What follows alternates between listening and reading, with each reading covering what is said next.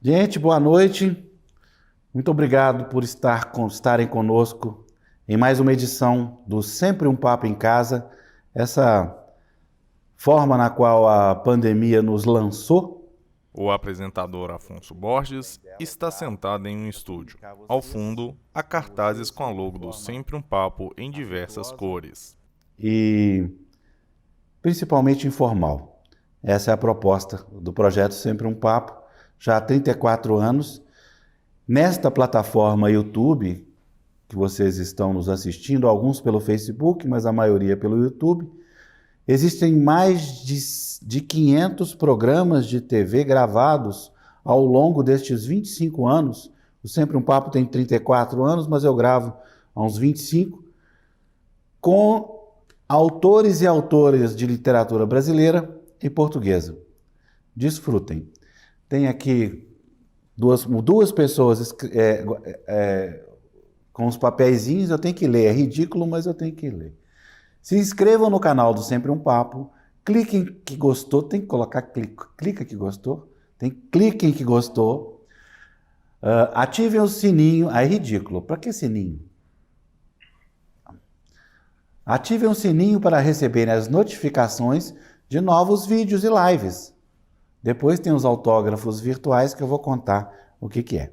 Bem, gente, chega de palhaçada. Queria convidar para este nosso bate-papo Tito Couto e Paulo Ferreira da The Book Company. Por favor, podem colocar eles no ar. Boa noite, meus amigos. Boa noite. Viva. Paulo, Tito, muito obrigado por estarem conosco aqui nessa noite luso-brasileira, né? O Tito mora em Macau e o Paulo mora em Recife, mas de vez em quando fica em Lisboa. Então é uma combinação toda errada, é claro que eu falei mentira, né? Tito, você está onde? Eu estou perto do Porto, numa cidade chamada Paredes. Paulo, Lisboa. Eu estou em Lisboa. Em que bairro que você está aí? Estou junto a Benfica, mesmo. O autor Paulo Ferreira está sentado em uma sala com uma parede branca decorada por um pôster. E para que time vocês torcem aí falando nisso? Benfica. Porto. Benfica. Um de cada vez, vai. Estou em casa, Benfica. Benfica e Porto. Benfica, vocês estão santificados agora, foi um Jesus para aí, né? Vamos ver o que acontece. Gente, vamos falar um pouquinho da The Book Company, começando pelo Paulo. Conta pra gente, Paulo, o que é a The Book Company, por favor. Antes de mais, obrigado pelo convite, Afonso. É um enorme gosto de estar aqui. Nós já falámos anteriormente e sabes o prazer que é para nós, da Book Company, enquanto empresa, mas também o Tito e o Paulo, enquanto indivíduos, estar ligados ao Brasil. É um enorme prazer e não quero deixar de reforçar a generosidade do teu convite para estarmos aqui a conversar um pouco. A The Book Company é uma empresa que herda, no fundo, o trabalho de uma outra, que é a Booktailers, que continua a existir enquanto marca, e nós basicamente começamos há cerca de 15 anos, mais ou menos. O que é coisa pouca quando tu começas a introdução a dizer que fazes sempre um papo há 34, que o gravas há 25, 15 anos é pouca coisa, mas é o que temos. Há 15 anos, mais ou menos, trabalhamos no mercado editorial, que se tem espalhado, como já vou tentar explicar, por vários países, e começámos como uma consultora editorial, ou seja, inaugurámos a expressão consultores editoriais. Quando nós chegámos, a expressão consultor editorial não existia, pelo menos que nós tivéssemos conhecimento, e hoje, para grande felicidade nossa, se nós googlarmos a expressão consultores editoriais, aparece muitas referências, o que quer dizer que nós tentámos criar uma categoria mais do que um produto, ou seja, tentámos encaixar-nos o nosso projeto na cabeça das pessoas como uma nova categoria, a consultoria para editores, para profissionais da área do livro. E começámos sobretudo por essa área, agregada também ancorada também numa área de formação muito forte. As duas grandes áreas por onde começámos e que nos permitiu manter o projeto durante os primeiros 3, 4 anos foi justamente desde fazer novas editoras, Uma delas, na qual já lá vou chegar, fazemos hoje parte de um grupo editorial maior, onde nós que ajudámos a construir esse projeto em 2007, se a memória não me falha, mas também fizemos tudo aquilo que no fundo uma consultora faz habitualmente, com a diferença que só queríamos trabalhar na área do livro. A área da formação era então não só para o público em geral, mas também para as próprias editoras. Com a continuação, porque achámos que tínhamos tempo nas mãos, fomos alargando as áreas de atividade. E então, cerca de 2, 3 anos depois, achámos que era boa ideia ter uma agência literária. Isto porque não havia agências literárias em Portugal. Havia um agente literário que representava catálogos estrangeiros e os trazia para Portugal. Agora, a agência literária de autores que tenta, no fundo, fazer a gestão da carreira dos autores e exportá-los, digamos assim, não existia. Os autores portugueses, quando queriam falar com os seus agentes, ligavam para a Inglaterra, ligavam para a Alemanha, para os Estados Unidos, etc. A partir de certa altura puderam passar a ligar para Paredes, para o Tito, ou para Lisboa, para mim. E foi assim que a agência também surge, para ocupar um espaço que não existia. E depois, como achámos que ainda havia mais tempo livre, decidimos criar uma área de eventos literários. É uma área que nós começamos a estudar em 2010 e que inauguramos em 2011. O primeiro festival é na Ilha da Madeira, fazemos 2 edições e vamos, a partir daí, somando um conjunto de eventos que hoje em dia são cerca de 13, 14 ao longo do país todo. Fazemos eventos em Portugal de norte a sul, de este a oeste. Há muitas prefeituras que confiam no nosso trabalho para nós fazermos a produção / curadoria dos projetos. Em 2013 há um projeto que é muito importante para nós, absolutamente definidor. Portugal foi país-tema da Feira do Livro de Bogotá, na Colômbia, que é uma feira absolutamente gigante. Um bom ponto de comparação será qualquer uma das bienais São Paulo-Rio, que são as que conheço. É um bom ponto de comparação em termos de número de pessoas, de atividade, tudo isso, e efetivamente a cidade toda ela transpira durante aquelas 3 semanas a feira, e nós fomos a empresa que foi contratada pela Secretaria de Estado da Cultura para fazer essa presença. Foi considerada a melhor presença de um país convidado de sempre, com o orçamento mais pequeno de sempre. Portanto, nós conseguimos aí efetivamente fazer um trabalho que nos deu as bases para depois, além este trabalho nacional dos tais 15 eventos, esta rede de festivais literários nacional, fez com que passássemos a trabalhar também no exterior. Voltámos a trabalhar em Bogotá para fazer o primeiro Salão de Direitos. Fomos nós que criámos esse Salão de Direitos em Bogotá. Em 2018, na maior feira da América Latina, talvez a número 2 do mundo, consoante o critério que estejamos a estudar, talvez a número 1 do mundo para algumas áreas, depende sempre do indicador. Vencemos novamente o concurso para ser a empresa que fazia essa produção e mais uma vez foi um sucesso estrondoso. Pelo meio começámos a trabalhar com Cabo Verde, num festival literário, e também participamos em vários projetos da Europa Criativa, portanto, os projetos da União Europeia para a área da cultura, o que significou, então, um conjunto de projetos com parceiros de cerca de 20 países, o que nos deu também aqui uma rede muito interessante em termos de contactos. O Brasil surge no meio disto tudo em 2014 ou 15, já não consigo precisar, a primeira vez que fomos enquanto empresários ao Brasil foi justamente, primeiro na área do agenciamento literário, para dar a conhecer os nossos autores. E entrando ligeiramente no nosso tema, mas para alimentar um bocadinho a provocação do tema pelo qual te felicito, acho que é bastante bem escolhido. Quando nós fomos para o Brasil para vender os autores, toda a gente nos disse: vocês são loucos, vocês não vão fazer nada para o Brasil, vocês só vão gastar dinheiro e vocês não vão conseguir fazer um só contrato com editoras brasileiras, porque o Brasil não quer saber de Portugal e o Brasil não quer saber de autores portugueses. Discurso que, de resto, se tem em Portugal relativamente aos autores brasileiros, que nós não queremos saber de autores brasileiros, que não queremos ler autores brasileiros e que os autores brasileiros não vão ter sucesso em Portugal. Foi a primeira de várias maravilhosas viagens ao Brasil que eu e o Tito fizemos para tentar contrariar isto que nos diziam que nós éramos loucos e que ninguém ia comprar um só livro à nossa agência. Eu vou deixar depois para o Tito para dizer o resultado deste trabalho que já leva vários anos e que é um trabalho contínuo. Mas isto, resumindo, nós no fundo temos aqui 4 grandes áreas, que é a consultoria, a formação, o agenciamento e os eventos. Sendo que temos sempre uma área, que é uma área de laboratório, que é uma espécie de crash test de ideias. Há uma percentagem do nosso tempo e do nosso investimento que é só para estar a gerar ideias. Não fazemos mais nada. Ou seja, são 4, 5 pessoas que a única coisa que fazem é encontrarem-se para discutir ideias, propostas. A maior parte vai para o lixo, a maior parte não se aproveita, mas algumas dão um festival literário em Cabo Verde. Outras dão vendas de direitos para o Brasil. Outras dão um projeto feito com 15 parceiros que atravessam a Europa toda. Outros dão áreas novas, como um projeto chamado Eu Aprendo em Casa, que nós estamos agora a alimentar nos últimos tempos e que passa por ter um serviço de streaming onde temos ilustres desconhecidos entre os oradores, como Mia Couto, José Eduardo Agalusa, Pedro Mexia, portanto, tudo pessoas que nos enchem evidentemente de orgulho de estarem associados a este projeto. Mas, no fundo, sintetizando, é um bocadinho por aqui que nós vamos, neste momento.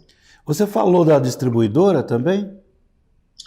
Bom, nós neste momento, estando integrados, eu prometi que falava dessa parte e não falei. Há 2 anos esta parte, nós acabámos por fundir-nos com um grupo editorial existente, tal que ajudámos a formar em 2007, o que quer dizer que, além de toda esta carteira de serviços que te falava, temos ainda um grupo editorial com uma distribuição própria. Sim, o que faz com que consigamos ter, então, digamos que uma visão e uma capacidade 360 do mercado. Sim, neste momento já temos também essa valência. O que quer dizer que praticamente não há área nenhuma da área do livro onde nós não estejamos implicados ou não queremos vir a estar implicados, um pouco assim. Perfeito. Tito, querido, conte aí da sua parte, como você vê aí como é a sua participação e como você vê a história da Book Company, The Book Company. A história da Book Company, o Paulo fez uma síntese muito boa do que foi o nosso trabalho. O autor Tito Couto está sentado em uma sala bem iluminada. Ao fundo, a parede é decorada por quadros e fotos. Havia muitas dúvidas. Quando nós começamos a fazer os primeiros festivais literários, toda a gente falava no limite, na impossibilidade de fazer mais do que 3, 4 festivais no país, e nós tivemos que vencer essa resistência. Com a venda de direitos foi a mesma coisa. Havia alguma resistência. As pessoas não têm ideia de como é difícil chegar a uma grande feira internacional, como por exemplo Frankfurt, e ser de um país periférico na Europa, muito pequeno, que é olhado como um país exótico na Europa, e fazer-nos ouvir e ter os editores a ouvir as nossas propostas. Foi bastante trabalhoso, não é uma coisa que se consiga de um dia para o outro, e com muita insistência e com muito trabalho. Nós atualmente, quando vamos a Frankfurt, levamos uma lista de reuniões que anda na casa das 90 reuniões. Nós reunimos de 30 em 30 minutos, das 9 da manhã até às 6 da tarde, durante 4 dias. E, portanto, somos vários agentes que se deslocam para Frankfurt, e é um trabalho muito pesado, porque eu posso estar agora a falar em espanhol, a seguir estou a falar em inglês, depois estou a falar em francês, depois estou a falar em português, e chego às 6 da tarde e já falo esperanto, que é uma mistura de todas essas línguas. E com o Brasil foi curioso, porque nós íamos convencidos que falávamos a mesma língua, e quando chegamos ao Brasil toda a gente nos dizia que ia ser impossível ter bons resultados, apesar de haver alguma dificuldade em entender os lisboetas, e isso foi algo que nós chegamos a essa conclusão. Os brasileiros têm muita dificuldade em ouvir os lisboetas, não entendiam muitas vezes o que o Paulo dizia, mas mesmo assim, com este handicap, nós conseguimos vencer e ao fim de 3 anos nós já tínhamos 50 livros vendidos no Brasil, o que, para quem dizia que nós não conseguíamos vender acabou por ser um resultado muito, muito positivo e continuamos hoje a ter os nossos autores editados em editoras como a Companhia das Letras, a Brasiliense, a Record, por aí fora. Temos autores nas grandes editoras brasileiras e com relação muito constante com essas editoras e, portanto, é um processo que nós gostamos quando nos dizem que vai ser muito difícil ou que é impossível, porque é isso que acaba por alimentar a forma como nós trabalhamos e dá-nos essa força para vencer os obstáculos. E tem sido até agora assim e nós acreditamos que esta relação que agora estamos a desenvolver com Sempre um Papo, com Filiar à Chá e com todos esses projetos, é só o arranque de qualquer coisa muito maior que até agora nos disseram que era impossível de fazer e que nós vamos contrariar as probabilidades. Eu tenho começado a edição do Sempre um Papo com uma pergunta que eu pulei agora, mas eu queria fazer, que é importante para nós. A pergunta é a seguinte, Paulo, como você está se sentindo? Bem. É uma pergunta que traz a oportunidade da pessoa dizer um pouco, não só sobre o contexto pessoal, não é? Parece que você vai ter trigêmeos agora, não é isso? E também sobre a situação de Portugal. Como é que está a situação agora? Como é que você está vendo aí? Afonso, a situação está complicada, como creio que estará. Como todos sabemos que está um bocadinho por todo o mundo. Não vale a pena, como dizemos aqui, tapar o sol com a peneira. Houve quebras brutais, de 70%, 80% de faturação durante os meses de março, abril. É vendas que já não voltam. Durante uns tempos havia a ideia que, eventualmente, os valores que se tinham perdido nesses meses iriam voltar porque as pessoas seriam acometidas por um sentimento que a minha editora falava de revenge spending, que as pessoas tinham estado tanto tempo sem consumir que, quando voltassem às compras, iam comprar tudo o que estivesse à frente. Eu quis muito acreditar que seria assim, infelizmente não foi o que aconteceu, mas também há que dizer que estamos melhor agora do que estamos há um mês. Portanto, leva-me também a pensar, a ter esperança que daqui a um mês vamos estar melhores do que estamos hoje. Dito isto, tem sido feito um esforço também a nível governamental para dar uma resposta à pandemia. Creio que na área do livro ainda não estamos no ponto que seria desejável. Ainda estamos a aguardar algumas das medidas que poderão vir a fazer a diferença para os editores, para um setor que, há que dizê-lo, dentro das indústrias criativas sempre foi independente e sempre, até pelo próprio modelo de negócio que está implícito, não vive, digamos que, de ajudas estatais. Os editores estão habituados a fazer um investimento e a colher esses frutos, com todos os riscos que isso implica. Já foi assim no passado, portanto eu estou em crer que, mesmo que essa ajuda por algum motivo não surja, os editores vão fazer aquilo que fizeram no passado, que é resistir. Temo bem que muitas livrarias independentes fechem, temo bem que estruturas mais frágeis e editoriais acabem por fechar. Eu não gostava muito de me centrar, talvez, nestes pontos, mesmo porque tudo o que estamos aqui a dizer acaba por ser um pouco de futurologia. Nós estamos a tentar reagir e acho que aí, nomeadamente, as autarquias, as prefeituras, tiveram uma atitude muito correta, porque não abandonaram os projetos literários. Os festivais, as feiras do livro continuam a decorrer. Nós tivemos decretado o estado de emergência em meados de março.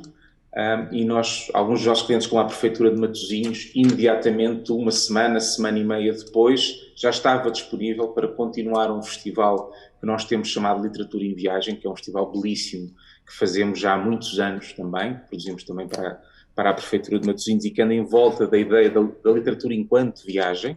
Partiu da literatura de viagem para a ideia a metáfora da literatura enquanto viagem, e com pouco mais de 2 semanas, quando estávamos todos numa situação muito complicada, de confinamento absoluto, estado de emergência, as prefeituras responderam afirmativo que estavam disponíveis para continuar os projetos literários. Falo de Matosinhos, podia falar de Braga, que ainda agora está, por estes dias, a terminar a parte da programação literária, que tivemos mais de 20 conversas transmitidas agora também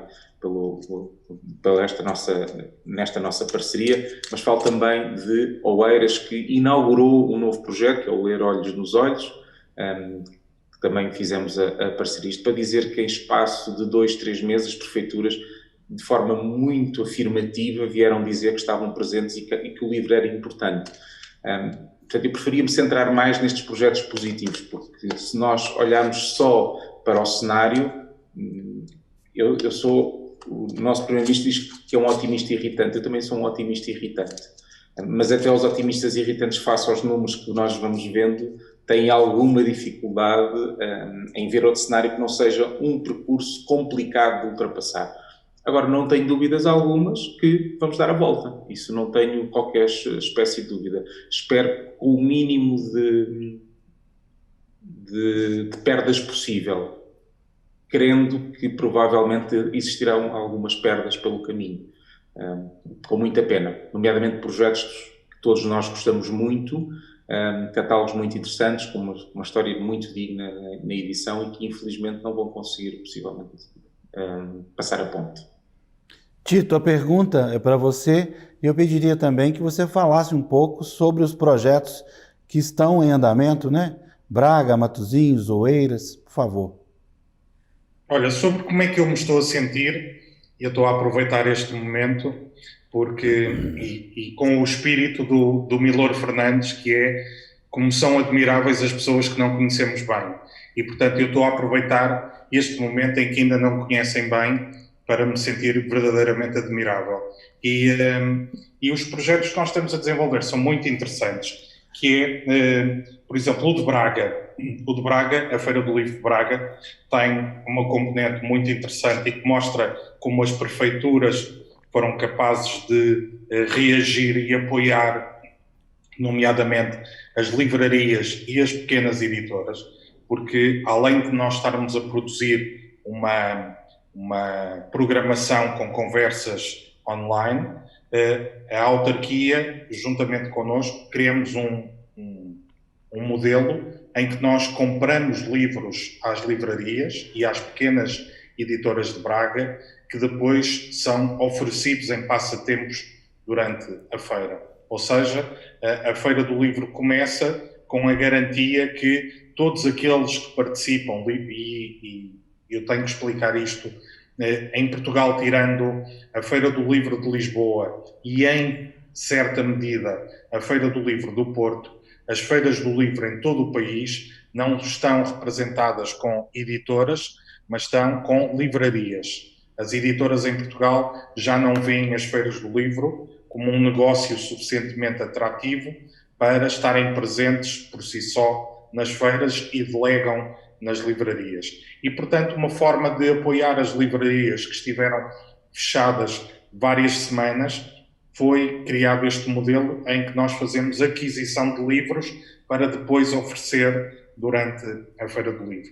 E este é um projeto muito interessante. Aliás, com Braga, nós contamos a breve trecho avançar com outro projeto que terá residências literárias, em que vamos ter escritores a viver durante um período de tempo em Braga e a produzir texto literário inspirado na cidade e que será mais tarde publicado. Matosinhos é um festival sobre literatura e viagem e que tivemos também uma versão online em que se esteve a discutir a volta ao mundo com os livros e estivemos a viajar pelo mundo, já que não podíamos sair de casa, porque estávamos em pleno estado de emergência, viajamos pelo mundo através dos livros. O projeto Oeiras, o Ler Olhos nos Olhos, é um projeto mais distendido no tempo. Começou em junho e vai prolongar-se até dezembro, e todas as semanas nós temos uma conversa com escritores portugueses, brasileiros. Vamos ter bastantes escritores brasileiros, alguns que nós gostamos muito de coração, como a Nélia da Pinhon, o Milton Atum.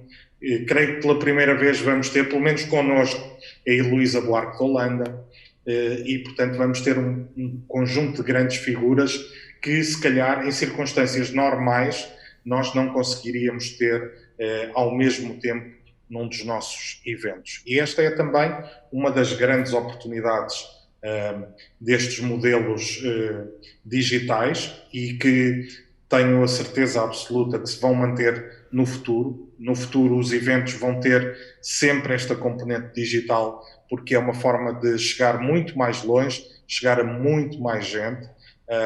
Nós no Festival de Literatura em Viagem de Matosinhos, a sessão de abertura foi com a Isabel Allende, e a sessão com a Isabel Allende teve ao mesmo tempo a assistir em direto perto de 2.000 pessoas, e dessas 2.000, 1.000 eram do Brasil, e portanto um festival que de repente tinha no seu teatro 250, 300 pessoas, passou a ter a possibilidade de falar ao mesmo tempo para 2.000, sendo que metade delas estão no Brasil, estão do outro lado do oceano. E isto é uma oportunidade que nós não podemos perder. Queremos continuar a ter esta relação. Aliás, todos estes eventos que nós temos desenvolvido têm mostrado que há um interesse muito grande no Brasil pelo que se passa em Portugal, mas quem diz o Brasil diz Angola, diz Cabo Verde, diz Moçambique, e diz também o México, a Colômbia, o Chile, uma série de países que, à partida, nós não imaginávamos que pudessem ter interesse na programação, a falar com autores lusófonos, e que estão a acompanhar as sessões, e os nossos relatórios apontam nesse sentido, o que só faz com que nós queiramos alargar esse âmbito, e temos-lo feito. Nos nossos eventos já participaram o Héctor Abad Faciolince da Colômbia, o Juan Gabriel Vázquez também da Colômbia. Vamos tendo autores de outras latitudes, até porque nos entendemos bem em português, em espanhol e em portunhol, e é fácil estabelecer esta ligação. E não aproveitar isto é que seria um erro enorme, e eu acho que se esta pandemia trouxe coisas muito complicadas para as nossas vidas, para o mundo em que vivemos, mas pode ter trazido aqui e acolá uma oportunidade para pensarmos a forma como comunicamos e como nos relacionamos. E se calhar não estávamos a aproveitar estas oportunidades para falar via Zoom, Skype, seja a plataforma que for, e ficamos tão mais perto uns dos outros desta forma. Portanto, há que aproveitar e fazer desta uma nova forma também de fazer eventos literários. Maravilha. Paulo, esta língua que nos une também nos separa? Quer dizer, como diz o Titi bem, para um lisboeta que vai ao Brasil, sim. Porque nem sempre... Eu estou a tentar falar pausadamente, porque quando vou ao Brasil, por vezes tenho alguma dificuldade, parece que eu fecho muitas vogais, e o Tito, como fala meio a cantar, as pessoas percebem-no melhor. Sabe o que é? Eu vou te interromper rapidinho. Eu sou de Minas Gerais, você sabe disso. E você sabe que se eu começar a falar rapidamente, você não vai entender absolutamente nada do que eu falo, porque em Minas a gente tem a mania de cortar as palavras, né? E eu não vou falar mineiro aqui para não dar chance para o sorriso do Tito, entende? Então eu vou falar bem assim, espaçadamente. Ela já riu. Infelizmente eu provoquei esse sentimento nele. Desculpe te interromper. Não, eu infelizmente faço o mesmo. Falo muito depressa e com umas palavras. O que por vezes pode ser assim um bocadinho impeditivo, mas fora brincadeiras, eu na verdade só levo o Tito para que ele me sirva como intérprete. Acho que já perceberam isso, porque toda a gente percebe o que o Tito diz. Eu não serve para mais nada, a não sei interpretar os meus elevados pensamentos. Tudo é isto, exato. Como podem ver. Fora de brincadeiras, é uma pena que estejamos todos de costas voltadas. É uma pena que, efetivamente, e fazendo meia-culpa, atenção, não há inocentes, como eu costumo dizer, mesmo leitores com bons hábitos de leitura, que leem, se calhar, um livro por semana, 2 livros por semana. Quando nós chegamos, se calhar, ao final do ano, desses 50, 60, 70 livros que lemos, havia 2, 3 que eram de autores brasileiros. E isto acontece não por alguma espécie de preconceito ou o que seja, tem que ver com a própria disponibilidade que o mercado nos dá. Claro que lei da oferta e da procura, quando há procura, há oferta, é verdade. Mas acho que há aqui um trabalho a fazer para que, efetivamente, seja mais comum haver autores portugueses no Brasil, da mesma forma que também seja autores brasileiros em Portugal. Acho que há um trabalho a fazer, porque não é por termos a mesma língua que um autor brasileiro entra melhor no circuito português ou um autor português no circuito brasileiro. Mais rapidamente as pessoas compram alguém com um nome anglo-saxónico do que se calhar com um nome em língua portuguesa. E eu acho que aqui há um trabalho a fazer, que poderemos dizer que é dos governos e dos Estados, mas eu acho que não. Ou pelo menos não é só dos governos e dos Estados. Acho que aqui a iniciativa privada, desde o leitor individual, a promotores, gestores culturais, organizadores de eventos, nós que estamos aqui neste fórum, acho que devemos ter uma palavra ativa para transformar esta realidade. Eu gostava muito que a música é um bom exemplo, porque a música brasileira está completamente entranhada em Portugal. E bem, e bom, que bom. Eu gostava que acontecesse o mesmo com a literatura, nos 2 sentidos. E acho que na literatura ainda não estamos aí. E eu gostava que estivéssemos. Eu, na verdade, gostava que houvesse uma comunhão tal entre os vários espaços de lusofonia. Agora estamos aqui a particularizar em Portugal e Brasil. É evidente que nós o que desejávamos não era só a literatura e a música, era todas as indústrias culturais e criativas que fosse um mercado cultural único. Isso é que era mesmo interessante de se conseguir fazer. Eu creio que a nível governamental não tem sido possível, portanto eu acho que cabe-nos a nós essa responsabilidade de transformar esta ideia louca, se calhar, numa realidade. Se calhar esta ideia louca, como disseram que éramos loucos por ir para o Brasil vender direitos, como a ti de certo, Afonso, disseram que era uma loucura começar a fazer encontros com escritores, e já lá vão 34 anos.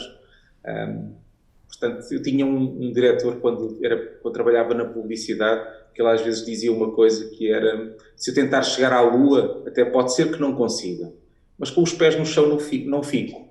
E eu acho que é um bocado com esse sentimento, sempre com o sentimento de fazer qualquer coisa, sabendo que com os pés não ficamos.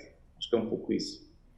Eu tenho um amigo bom, um escritor importante, que se chama Vander Piroli.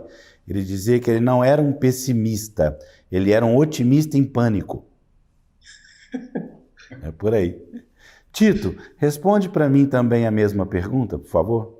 Para quem não sabe, a pergunta foi: esta língua que nos une também nos separa. Sabes que o grande desafio que se coloca na ligação entre Portugal e o Brasil pode ter uma explicação num fator que é muito, muito, muito simples. Quando nós traduzimos um escritor americano em Portugal, o tradutor está a fazer uma tradução para o português de Portugal e, portanto, nós vamos ler aquele autor como leríamos um escritor português. Portanto, é o mesmo código que nós estamos a ler. Quando lemos um escritor brasileiro, que cá o texto não é adaptado para o português de Portugal, e bem, não deve ser adaptado. Para muitos leitores é como se estivessem a ler praticamente quase uma nova língua, uma língua ligeiramente diferente. E isso cria alguma resistência. E eu acredito que no Brasil aconteça exatamente a mesma coisa. Ao lerem um texto de um autor português com o português de Portugal, que sintam alguma resistência no momento da leitura. E não há nada pior para perder leitores do que a sensação que o texto nos está a resistir. Pelo menos para aqueles leitores menos frequentes, que não leem com tanta regularidade e que qualquer mínimo obstáculo no texto é motivo para desistirem. E claro, se forem a uma livraria, pegarem num livro de um autor português, lerem uma página e encontrarem 2 ou 3 palavras que não conhecem ou construções gramaticais que não são absolutamente naturais para eles, que essa resistência faça com que coloquem o livro de lado. Aquilo que nós temos que, acima de tudo, fazer é tornar esta mesma língua que tem melodias diferentes mais natural e que as pessoas, quando peguem num texto, a sintam cada vez com mais sua. Além do mais, devemos, se calhar, também promover uma outra ideia. Não há nada melhor para alargar os nossos horizontes, para estimular o nosso cérebro, do que aprender uma língua nova. Quem já aprendeu um novo idioma percebe os efeitos que isso traz em termos de o cérebro aprender a pensar de uma maneira diferente, a construir de uma maneira diferente.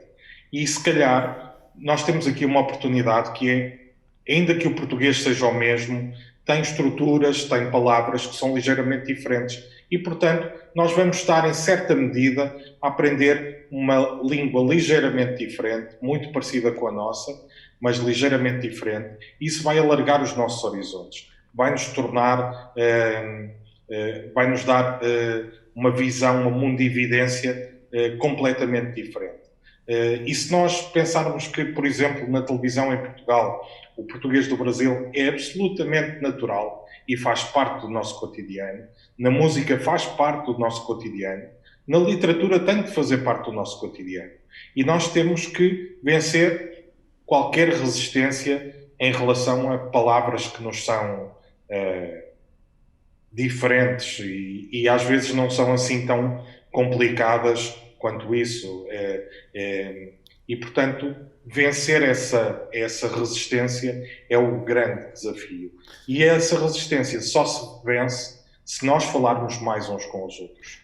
Eu estou certo que quem nos está a acompanhar no Brasil poderá aqui e acolá ter alguma maior dificuldade em acompanhar, não perceber uma frase, não perceber uma expressão, mas vai compreender tudo o que nós estamos a dizer. E quanto mais estiver habituado e tiver contacto com a forma como nós falamos, mais natural vai ser ler um texto em português de Portugal, e o mesmo se passa com o português do Brasil em Portugal. E é essa naturalidade que nós temos que, em certa medida, resgatar e tornar cada vez mais presente nas nossas vidas. É tão natural conversarmos nesta língua como lermos aquilo que escrevemos. Frente de resistência. Na opinião de vocês dois, essas frentes, elas vão do âmbito educacional ou do âmbito dos próprios escritores e editoras, ou mesmo do âmbito do público leitor de Portugal não estar habituado? Ou essas três coisas estão combinadas? Qual que vocês acham que são as maiores resistências? É um misto. Claro que do público leitor é uma questão de recuperação de tempo perdido. Para tu teres uma noção, nos anos 70 e 80, nós tínhamos uma grande editora em Portugal chamada Livros do Brasil, que publicou tudo aquilo que interessava. O Ciro dos Anjos, o Érico Veríssimo, o Jorge Amado, tudo que tu possas imaginar foi publicado por essa editora e com enorme sucesso. O Tempo e o Vento, que não é propriamente uma obra fácil, nem sequer pequena, vendeu muito bem em Portugal. O Érico Veríssimo era uma estrela em Portugal. E, portanto, havia essa presença absolutamente natural e os portugueses liam muito. Jorge Amado era adorado em Portugal, era um best-seller em Portugal. Perdeu-se esse contacto, algures nos finais dos anos 80, anos 90, e houve um hiato na publicação de autores brasileiros em Portugal e que coincidiu com o declínio dessa editora. E, portanto, os leitores, à medida que se forem habituando outra vez ao contacto com os autores brasileiros, essa relação eu acho que se vai estabelecer facilmente. E você, claro, Paulo? Desculpe. Pode concluir, Tito. Desculpe. Não, e depois é só dizer que, claro que, como nos últimos 20, 25 anos, a literatura brasileira vendeu pouco em Portugal, os editores têm muita resistência em publicar porque sentem que vai vender pouco. E, portanto, vamos ter que insistir muito, vai ter que ser publicado muito livro que vai vender pouco até que se dê a volta a isto. Paulo? Há sempre um aspecto que nós não podemos nunca esquecer. Eu concordo com tudo o que o Tito disse, não vou repetir, mas há um outro aspecto que me parece relevante, que é, quer dizer, as nossas escolhas culturais acabam por estar influenciadas por outras que são supra, e aí não esquecer que, efetivamente, a cultura norte-americana entra-nos diariamente pela porta adentro, a língua inglesa entra-nos pela porta adentro, e isso torna também que, quando vou para um consumo cultural, também de alguma maneira eu seja influenciado por essas línguas e por essas vivências. Daí que, efetivamente, se calhar um escritor brasileiro quer ter sucesso em Portugal, por brincadeira, é por um nome inglês. Se calhar vai ter mais sucesso, porque, efetivamente, as pessoas também acabam por estar disponíveis para ser espantadas, evidentemente, mas não esquecer que por vezes, o que as pessoas querem é um bocadinho mais do mesmo que conhecem. E quer queiramos, quer não, ainda há as compras fazem-se. Eu não gostava muito de reforçar isto uma vez mais, mas a compra por impulso é fortíssima em Portugal. Presumo que no Brasil não seja muito diferente. Portanto, a lógica não é só a lógica cultural que está subjacente às vendas dos livros todos. Agora, a questão que está aqui, e que temos estado aqui a falar também, nós quando pensamos, se eu pedir uma marca, provavelmente a probabilidade de sair uma marca americana é grande, seja ela qual for o segmento. Se eu pedir um ator, a probabilidade de me darem um ator internacional também, e dentro do internacional ele falar inglês, é grande. Na música, provavelmente virá um autor que fala inglês. Ou seja, e todo esse caldo cultural faz também, quando chegamos à literatura, um nome de língua portuguesa talvez não tenha tanto encanto quanto tem um outro autor. Eu acho que a parte cultural supra tudo isto, supra a área do livro, aqui também tem uma influência grande, porque o que o Tito diz é verdade, quer dizer, houve essa lógica no passado, que o Tito fala de publicação de autores portugueses, agora ainda existe alguns autores que são publicados, mas é uma franja mínima de autores brasileiros que são publicados em Portugal. Portanto, há aqui um trabalho a fazer. Editoras como A Caminho têm feito um trabalho absolutamente notável ao longo dos anos de publicar alguns autores brasileiros. A Tinta da China tem feito também um esforço para publicar autores brasileiros. A Quetzal tem feito um esforço para publicar autores brasileiros. Dentro do Grupo Lei, além da Caminho, ainda há mais uma outra editora que o fez. Mas é um caminho que tem de ser feito, porque infelizmente, neste momento, ter um nome que é de língua portuguesa é cadastro, não é currículo. Infelizmente ainda é assim. Eu desenvolvi uma... Deixa-me só dizer aqui que há bons sinais. A Companhia das Letras, a presença dela em Portugal via Penguin Random House é uma porta aberta aos autores brasileiros e começam a ser publicados também de forma muito consistente através da Companhia das Letras em Portugal. E depois a prova de que às vezes a diferença da escrita não é tão importante, é que quando há uma marca forte para o bem e para o mal, não há resistência que aguente. E se nós pensarmos que em Portugal temos 2 best-sellers brasileiros, um chama-se Augusto Cury e o outro chama-se Paulo Coelho, e ninguém tem resistência nenhuma em ler em português do Brasil esses 2 autores.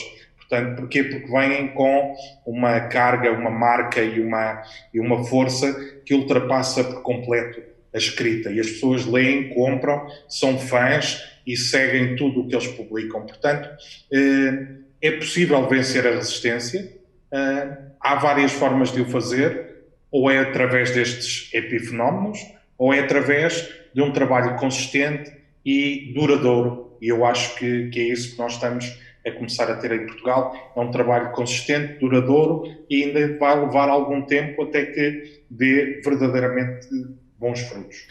Tem uma reflexão que eu gostaria de fazer relacionada à ação governamental da língua portuguesa e, como diz o Sérgio Rodrigues, da língua brasileira, né? A CPLP, que foi fundada ali por 83, 84, entrou e tem como objetivo a integração, né, entre as línguas portuguesas faladas nos diversos países. A ação da CPLP culminou, teve o seu ponto mais alto na reforma ortográfica que, venhamos e convenhamos, foi feita no Brasil e não foi feita nos países de língua portuguesa. Vocês conseguem identificar uma certa, vou falar a palavra, não sei se em Portugal tem uma certa birra, um certo preconceito, um certo problema que a CPLP trouxe à integração ao fazer a reforma ortográfica? Eu creio que, separando aqui dois temas da reforma ortográfica, um por lado a parte linguística científica e sobre a qual eu não sou capaz de opinar.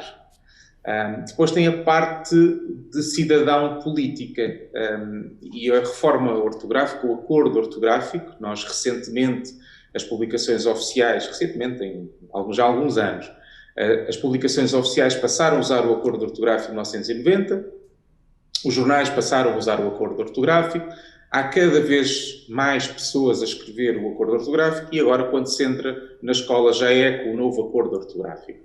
Portanto, excluindo a parte científica e linguística sobre a qual existem razões objetivas para haver, como dizes, a birra, há depois a parte política. E aí acho que há ali um pouco um sentimento quase patriótico de que se eu tirar uns Cs e uns Ps, vou deixar de falar a minha língua.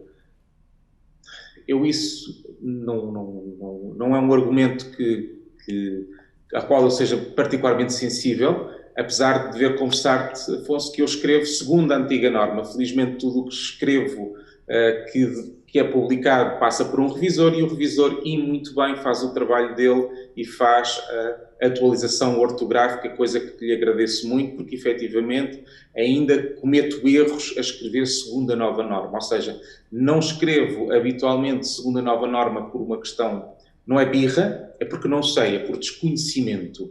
E por ter a felicidade, ter a sorte de, quando passo para a parte da publicação, há um revisor que faz o favor de corrigir tudo aquilo que eu não fiz na atualização ortográfica. Mas há aqui uma parte de a língua é nossa que me irrita, e quem tem birra sou eu, porque o que eu quero verdadeiramente é que as pessoas falem bem, escrevam e leiam um bom português, não que estejam preocupados com C, com P ou com o que seja, ou as duplas grafias.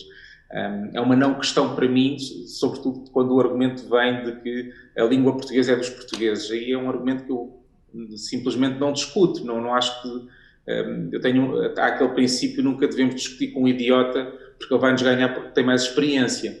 Portanto, quando ouço argumentos como a pátria e a língua portuguesa é nossa e como tal tem que ter os Cs e os Ps, eu não digo. Até porque, como é evidente, não é a primeira vez que se faz uma atualização ortográfica. Se fosse assim, escrevíamos... O Pessoa não escreve como nós agora vemos nos livros, exceto das edições que vão buscar a grafia antiga, e não é por causa disso. Porque os dois mundos não podem não podem coexistir. Eu entendo a forma como a pessoa escrevia, mas prefiro que apareça, seja ante ou via acordo ortográfico, vou perceber melhor. Portanto, a língua é um objeto que evolui e, como tal, acho que há que acompanhar isso. A parte patriótica é simplesmente uma birra que eu não compro e para a qual prefiro nem discutir muito. Tito? A CPLP nós podemos ver de duas maneiras. Se for estritamente política, a CPLP é daquelas famílias cheias de problemas que já só se vê em casamentos e funerais. Só se encontram em casamentos e funerais e são felizes com os amigos. Ou seja, Portugal é feliz com os europeus, o Brasil é feliz com os latino-americanos e Angola, Moçambique é feliz com os africanos, e depois, quando se juntam nos casamentos e nos funerais, sentem logo que há uma série de problemas por resolver e não há meio de sentarem à mesa e resolverem as questões que trazem do passado e passar à frente. Esse é o problema político. É uma família de gente muito inconveniente e que, quando se reúne, de uns temos vergonha, de outros não gostamos e estamos unidos porque somos família. Quando tiramos a componente política, eu acho que somos uma família bastante unida, porque os portugueses adoram a música africana, a música brasileira, a produção audiovisual brasileira. Os brasileiros gostam de escritores portugueses, têm um interesse crescente pela cultura africana. Os africanos, angolanos e moçambicanos têm uma ligação cada vez maior com o Brasil e, em alguns casos, até já uma ligação mais intensa com o Brasil do que propriamente com Portugal. Ou seja, todos aqueles que consomem e produzem cultura gostam desta família e têm orgulho nesta família e querem conhecer melhor a família. O problema é que nós temos uma geração, e é a geração que nos governa a todos, que continua a alimentar um conjunto de problemas mal resolvidos e que se sente confortável a comunicar exclusivamente em casamentos e funerais, e enquanto for assim, nós não vamos sair do ponto em que estamos. Portanto, se a nova geração, se os atores de cultura quiserem ignorar os pais políticos, há muito caminho para fazer e há muita família para conhecer. Paulo, Tito, a última pergunta para vocês.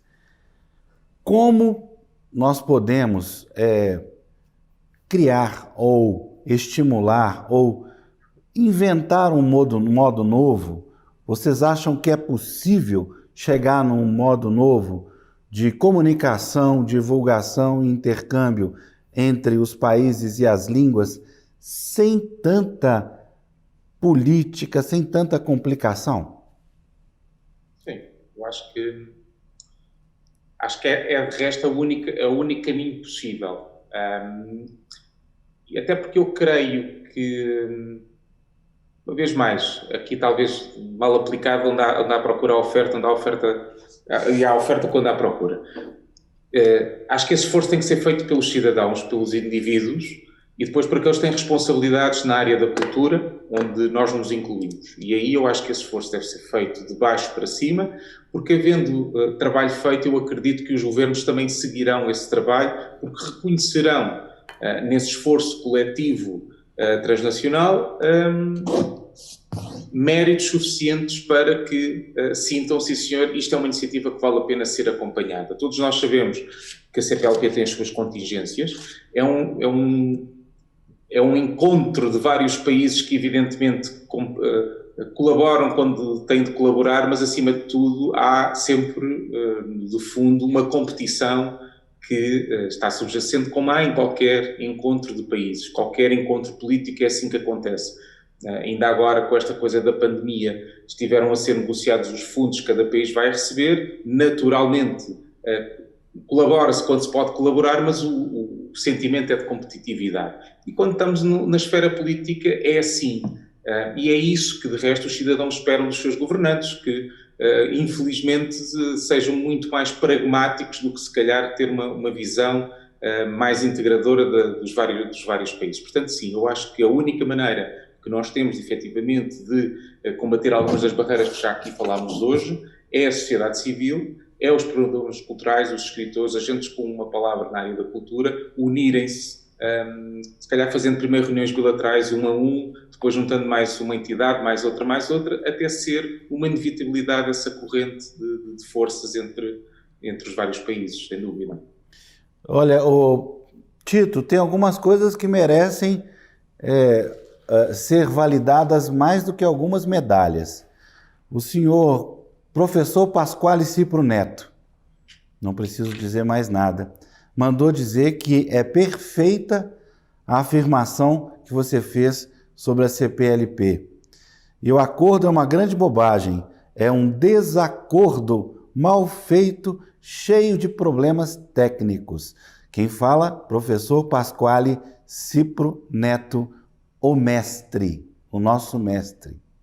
E agradeço muito as palavras dele. E olhem, para fazer, não é um resumo, mas é pensar no futuro e o que é que pode ser o futuro. Há um poema longo, muito bonito, do Manuel de Barros, que se chama Os Deslimites da Palavra, e em que ele é um poema que supostamente são um conjunto de frases de um caderno de um barqueiro que o Manuel de Barros vai organizar aqueles pensamentos esparsos e transforma num poema.